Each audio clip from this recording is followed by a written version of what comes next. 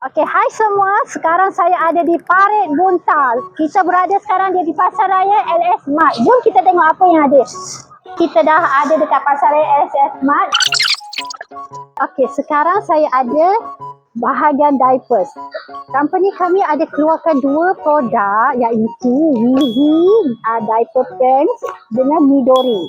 Saya nak bagi tahu apa yang bestnya dengan kualiti Wheezy ni. Dia sangat-sangat selesa. Lagi satu, untuk baby yang ada masalah kulit merah ke apa, yang ni penilaian saya ni. Sebab apa? Harga dia murah tapi kualiti dia sangat berpatutan. Yang lagi satu, kita ada Midori pants. Yang ini pun sama. Untuk baby yang ada masalah ke apa, dia susah nak bocor. Untuk ibu bapa boleh datang sini cuba dengan produk kita. Untuk ibu bapa yang nak tahu kualiti Wheezy dengan Midori, boleh datang sini cuba pegang sendiri kita punya kualiti. Yang lagi penting, kita ada semua rahmah tau produk kita. So apa lagi ibu bapa tunggu? Boleh datang sini untuk cuba produk kita. Dan yang bestnya dekat sini lagi, kita ada keluaran untuk ibu ayah dan orang tersayang tau, iaitu Sunshine Adult Pants. Kita ada saiz daripada M sampai XL. Kualiti dia sangat sesuai untuk ibu bapa. Yang penting, dia anti bau tau. Lagi satu, dia nipis, sangat berkualiti. Orang tersayang, kita boleh cuba dengan produk kita. Yang bestnya dekat sini, sayur, buah-buahan tadi semua segar-segar.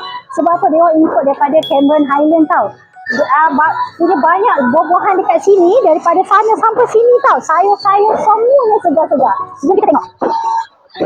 Kat sini ikan pun fresh-fresh. Ikan, seafood pun ada kat sini tau. Ayam pun ada. So kalau kita nak potong berapa pun, dia orang boleh layan kita the best punya. Jom kita tengok. Tengok sayur-sayur dekat sini. Dia orang memang jaga sangat kualiti sayur dekat sini. Sentiasa refreshkan balik produk dekat sini, semua dia orang jaga sangat. Jom. Kat sini pun ada juga produk yang frozen tau. Banyak sangat.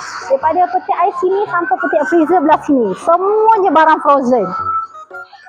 Lagi dekat sini, kalau setakat minuman, macam-macam minuman kita ada dekat sini.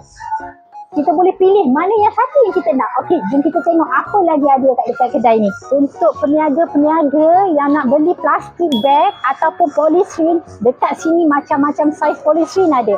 Plastik macam-macam saiz pun ada. Banyak pula tu pilihan.